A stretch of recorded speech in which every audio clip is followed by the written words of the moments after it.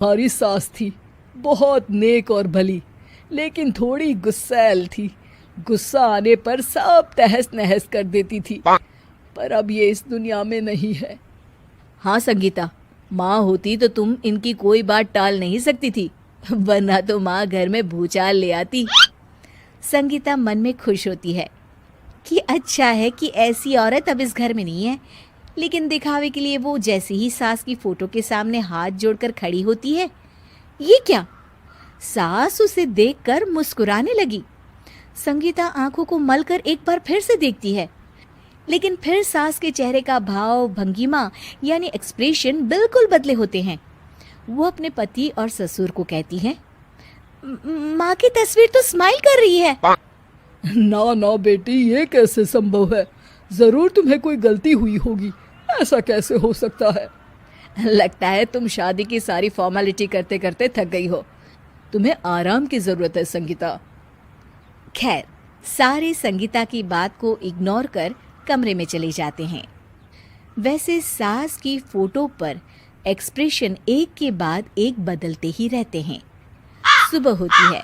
पति और ससुर को काम पर भेजकर संगीता कमरे की सफाई करने में लग जाती है कि तभी उसे आवाज आती है, टेबल ठीक से साफ करो। ऐसे भी कोई टेबल साफ करता है? इससे अच्छा तो ये गंदा ही था। किसी औरत की आवाज सुन संगीता दंग रह जाती है और सोचने लगती है कि आवाज कहाँ से आई। आवाज को नजरअंदाज कर वो फिर से अपना काम करना शुरू करती है, लेकिन इस बार तो आवाज बिल्कुल उसके कान के पास से आती है। मेरा घर है ये। जब तक मैं थी चमका कर रखती थी। हर एक चीज शीशे की तरह थी। तुम्हें तो ना सफाई आती है ना कुछ पता है। क्यों तुम्हें मेरे घर की जिम्मेदारी दे दी गई है? पता नहीं तुम में मेरे बेटे को क्या दिखाई दिया। मैं होती तो एक से बढ़कर एक लड़कियों की लाइन लगा देती। अब संगीता को समझने में देर नहीं लगी कि ये आवाज किसी और की नहीं बल्कि उसकी सास की है, जो दीवार पर टंगी है। वो उसके पास जाती है और कहती है, नमस्ते सासू माँ, मुझे तो कल ही लग रहा था कि दीवार में कुछ काला है। वो दीवार नहीं, दाल होती है पगली। सही पकड़े हैं सासू माँ। तो क्या हो गया आपको जो आप यहाँ भी चैन से नहीं बैठी हैं? सुना मैंने आपका व्यवहार काफी गुस्से वाला था।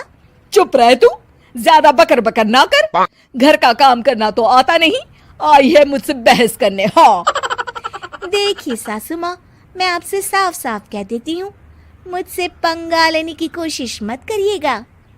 तभी पीछे से संगीता का पति आता है। अरे संगीता, किससे बात कर रही हो? कौन है वहाँ? संगीता की सास की फोटो फिर से पहले जैसी हो जाती है। आपकी माँ से कह रही थी कि मुझे काम करना आता। अरे संगीता, माना सास के ताने हर बहू को अच्छे लगते हैं, लेकिन यहाँ तो माँ है ही नहीं। तुम तो फोटो से ही तुम भी लाजवाब हो संगीता। किसी को विश्वास नहीं होता कि संगीता अपनी मरी हुई सास की फोटो से बात करती है। वहीं आए दिन संगीता की सास संगीता को किसी न किसी बात पर आते जाते ताने देती। संगीता को भी अब सास के तानों और उनसे बात करने की आदत हो गई। वो कभी खानदान की कहानी तो कभी तीज त्योहार कैसे मनाए या किसी व्यंजन की रेसिपी सास से ही पूछती। सारा दिन घर में अकेली संगीता की सास अब उसके लिए तानों के साथ पक्की साथी की तरह भी रहने लगी थी, जो किसी और को नहीं बल्कि संगीता को ही सुनाई देती। तो देखा आपने, सास बहू का रिश्ता हर रिश्ते से ऊपर होता है, फिर चाहे वो खट्टा हो